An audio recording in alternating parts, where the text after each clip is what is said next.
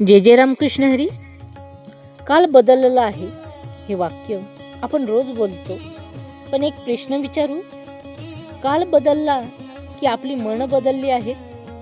श्रीमद भागवत महापुराणमध्ये हजारो वर्षापूर्वी लिहिलं आहे, धनाला धर्मापेक्षा जास्त मान मिळेल, नात्यांमध्ये स्वार्थ वाढेल आणि सत्य बोलणारा माणूस एकटा पडेल. आज हेच घडत नाही का? म्हणजे भविष्यवाणी खरी ठरते आहे की आपणच कलियुग तीव्र करत आहोत. थांबा, कारण शास्त्र एक भयानक सत्य सांगतं, कलियुग संपवायला कोणी बाहेरून येणार नाही, तो बदल तुमच्यापासून सुरू होणार आहे. आजचा व्हिडिओ शेवटपर्यंत बघा, कदाचित तुम्हाला काळ बदल नाही तर स्वतःबद्दल काहीतरी नवीन कळेल. नमस्कार मंडळी, स्वागत आहे तुमचे माझ्या सनातन धर्म या भक्तिभावाने ओथांबलेल्या यूट्यूब चॅनलवर. मंडळी, चॅनलवर जर आपण नवीन असाल तर कृपया चॅनलला सबस्क्राईब करा आणि कमेंटमध्ये जय श्री हरी विठ्ठल नक्की लिहा आणि व्हिडिओला लाईक आणि शेअर नक्की करा. मंडळी, काल बदलला आहे. आज प्रत्येकाच्या तोंडातून हे वाक्य ऐकू येतं, घरात शांतता नाही, मनात समाधान नाही, नाती टिकत नाहीत, विश्वास उरलेला नाही. मग प्रश्न पडतो, खरंच काळ बदलतोय की कलियुग तीव्र होतोय? शास्त्राने हजारो वर्षापूर्वी जे सांगितलं तेच आज आपल्या डोळ्यासमोर घडतंय का? आज आपण जाणून घेऊ श्रीमद भागवत महापुराणमध्ये वर्णिलेले कलियुगाचे भयंकर चित्र आणि आपण कुठे उभे आहोत.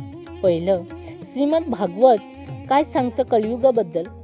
श्रीमद भागवत महापुराणच्या 12व्या स्कंधनात ऋषी शुकदेवांनी राजा परीक्षिताला कलियुगाचं वर्णन सांगितलं आहे. ते म्हणतात, धर्माचा आधार 4 पायांवर होता, सत्य, दया, शुचिता आणि तप. सतयुगात धर्म 4ही पायांवर उभा होता, त्रेतायुगात 3, द्वापारयुगात 2 आणि कलियुगात फक्त 1. सत्यही डळमळतं. आज आपण पाहतोय का सत्य बोलणारा माणूस वेडा समजला जातो. दुसरं, कलियुगाची चिन्ह. शास्त्रानुसार धनाला मिळेल सर्वाधिक महत्त्व. श्रीमद भागवत सांगतं, ज्याच्याकडे पैसा आहे तोच मोठा. आज समाजात काय चाललंय? चारित्र्य नाही पण संपत्ती आहे तर मान आहे, चारित्र्य नाही पण संपत्ती आहे तर मान आहे, ज्ञान नाही पण पैसा आहे तर प्रतिष्ठा आहे, ज्ञान नाही पण पैसा आहे तर प्रतिष्ठा आहे. म्हणजेच चारित्र्य नाही पण संपत्ती आहे तर मान आहे. चारित्र्य म्हणजेच प्रामाणिकपणा, नैतिकता, संयम, सत्यनिष्ठा. पूर्वी समाजात माणसाचा मान त्याच्या स्वभावामुळेच मिळायचा. आज अनेक ठिकाणी काय होतं, एखाद्या व्यक्तीकडे भरपूर पैसा आहे, मोठं घर, गाडी, प्रतिष्ठा, जीवनशैली आहे, पण त्याच्या वागण्यात प्रामाणिकपणा नाही, तरीही समाजात त्याला सन्मान मिळतो. म्हणजे माणूस कसा आहे यापेक्षा त्याच्याकडे किती आहे याला जास्त महत्त्व दिलं जातं. ही चोल दाखवते की मूल्याची जागा मालमत्तेने घेतलेली आहे. दुसरं, ज्ञान नाही पण पैसा आहे तर प्रतिष्ठा आहे, ज्ञान नाही पण पैसा आहे तर प्रतिष्ठा आहे. म्हणजेच पूर्वी विद्वान, गुरु, संत यांना मोठा मान होता. ज्ञान हेच खरे धन मानले जायचे. पण आज काही वेळा अभ्यास नाही, विचारांची खोली नाही, पण पैसा आहे, प्रसिद्धी आहे, तर समाजात त्यांना यशस्वी समजलं जातं. म्हणजे प्रतिष्ठेचे मोजमाप ज्ञानाने नाही तर पैशाने होते. हे वाक्य सांगतात की समाजात मूल्याची उलटफेर झाली आहे. अंतर्मनापेक्षा बाह्य वैभव महत्त्वाचं झालेलं आहे. गुणांपेक्षा संपत्तीला प्राधान्य मिळत आहे. श्रीमद भागवत महापुराणमध्ये कलियुगाचं वर्णन करताना सांगितलं आहे की धनामुळेच मनुष्य मोठा समजला जाईल. म्हणजे हे निरीक्षण आजचं नाही, शास्त्रांनी आधीच इशारा दिला होता. दुसरं, नात्यांमध्ये स्वार्थ. पूर्वी नातं म्हणजे समर्पण होतं, आज नातं म्हणजे फायदा. श्रीमद भागवत महापुराणमध्ये सांगितलं आहे, कलियुगात मित्रत्व विवाह, संबंध हे केवळ स्वार्थावर उभे राहतील. आज घटस्फोटाची संख्या वाढत आहे. आई वडिलांना वृद्धाश्रमात टाकलं जातंय. काळ बदलला की भविष्यवाणी खरी ठरते आहे. तिसरं, आयुष्य लहान आणि मन अस्थिर. शास्त्र म्हणतं कलियुगात मनुष्याचं आयुष्य कमी होईल आणि मन चंचल होईल. आज मोबाईल शिवाय 10 मिनिटं बसता येत नाही. एकाग्रता संपली आहे. चौथं, राजकारणात अन्याय. श्रीमद भागवत महापुराणमध्ये स्पष्ट लिहिलेलं आहे, राजे प्रजेचे रक्षण करणार नाहीत. ते स्वतःच्या सुखासाठी राज्य करतील. आता आपण बघूया कलियुगाचा प्रारंभ कधी झाला होता. तर कलियुगाची सुरुवात झाली होती भगवान श्रीकृष्णांनी पृथ्वी सोडल्यावर.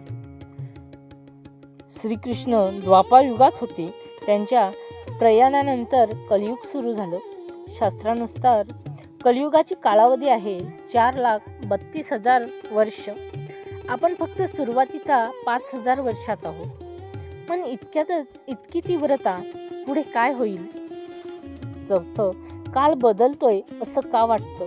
कारण आपण बाहेरचा बदल पाहतोय, पण खरा बदल कुठे आहे? मनात. पूर्वी घरात नामस्मरण होतं, आज घरात TV आहे, मोबाईल आहे. पूर्वी देवाची भीती होती, आज कोणी पाहत नाही अशी वृत्ती. पण शास्त्र आशादायक गोष्टी सांगतं. कलियुगात दोष खूप आहेत, पण एक महान गुण आहे. श्रीमद भागवत महापुराणमध्ये सांगितलं आहे, केवळ हरिनाम संकीर्तनाने मोक्ष मिळू शकतो. सतयुगात कठोर तप, त्रेतायुगात यज्ञ, द्वापारयुगात पूजा, पण कलियुगात फक्त नामस्मरण. हरे राम विठ्ठल विठ्ठल. 6वं, संतांचं मत. संत ज्ञानेश्वर म्हणतात, नाम घेता फुकटचा लाभ. संत तुकाराम म्हणतात, ज्याची वाचा हरी त्याला नाही कशाची परी. कलियुगात नाम हेच एकमेव औषध आहे. नाम घेता फुकटचा लाभ याचा अर्थ म्हणजे संत ज्ञानेश्वर म्हणतात, भगवंताचं नाम घेण्यासाठी पैसा लागत नाही, मोठे यज्ञ लागत नाही, कठोर तपस्याही लागत नाही, फक्त मन आणि वाचा लागते. नाम घेतलं की मन शांत होतं, विचार शुद्ध होतात, भीती कमी होते, पापक्षय होतो आणि हा सगळा फुकटचा लाभ होत आहे. म्हणजेच सहज सर्वांसाठी उपलब्ध. ज्याची वाचा हरी त्याला नाही कशाची परी. संत तुकाराम महाराज म्हणतात, ज्याच्या तोंडात सतत हरी आहे त्याला कोणत्याही संकटाची भीती राहत नाही. परी म्हणजे कसोटी, अडचण, भय. त्याच्या ओठांवर नाम आहे. त्याच्या जीवनात संकट आली तरी मन तुटत नाही. मग कलियुगात नाम हेच एकमेव औषध आहे. म्हणजेच काय? आजच्या काळात मन अस्थिर आहे, ताण वाढलेला आहे, नाती कमकुवत झाली आहेत, लोभ आणि स्पर्धा वाढली आहे. यावर बाहेरचं औषध नाही, पण नामस्मरण मनाला स्थिर करतं, अहंकार कमी करतं, भीती विचलवतो, आत्मविश्वास देतो. श्रीमद भागवत महापुराणमध्ये सांगितलेलं आहे की कलियुगात केवळ हरिनाम कीर्तनाने मोक्षप्राप्ती शक्य आहे. म्हणजेच पैसा नको, मोठे यज्ञ नको, विशेष पात्रता नको, फक्त नाम घ्या आणि आतून बदल सुरू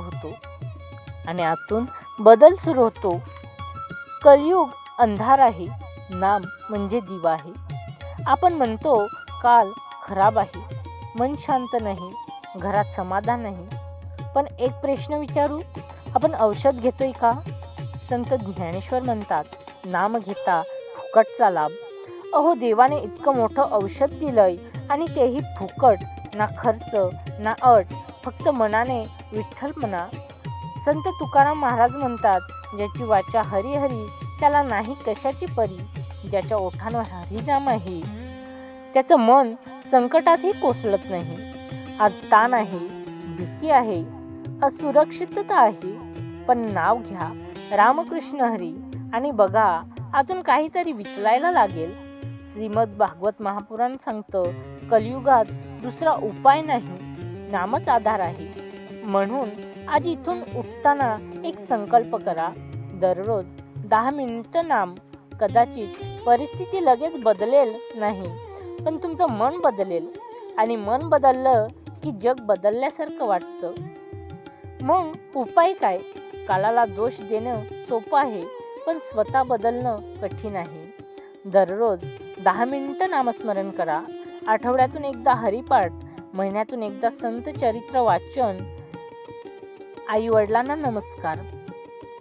कलियुग तीव्र आहे, पण तुमच्या घरात तुम्ही सतयुग निर्माण करू शकता. मंडळी, काळ बदलतोय असं नाही, आपण बदलतोय. शास्त्राने इशारा दिला आहे, पण उपायही दिला आहे. जर प्रत्येक घरात एक माणूस नाम घेईल तर ते घर वाचेल, एक गाव बदलेल, एक समाज बदलेल. कलियुग अंधार आहे, पण एक छोटा दिवा पुरेसा असतो. जर तुम्हाला वाटत असेल काळ खरंच बदलतोय तर कमेंटमध्ये लिहा नामच आधार. व्हिडिओ शेवटपर्यंत पाहिला तर लाईक करा, शेअर करा आणि अशाच शास्त्राधारित विषयांसाठी आपल्या सनातन धर्म परिवारात सामील व्हा. मिळूया लवकरच पुन्हा अशा एका नवीन विषयावर. तिथपर्यंत पाहायला विसरू नका सनातन धर्म, जिथे आहे भक्ती आणि माहिती. जय जय रामकृष्ण हरी.